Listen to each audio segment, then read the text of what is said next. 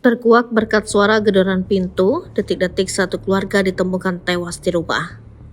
Heboh, satu keluarga ditemukan tewas di rumah mereka Selasa 12 Desember 2023. Peristiwa yang tak biasa itu membuat warga Kecamatan Pakis, Kabupaten Malang, Jawa Timur gempar. Mirisnya lagi, hanya seorang anak yang dibiarkan hidup dalam peristiwa tersebut. Berkat korban selamat itu pula, tetangga bisa dengan cepat mengetahui kejadian ini.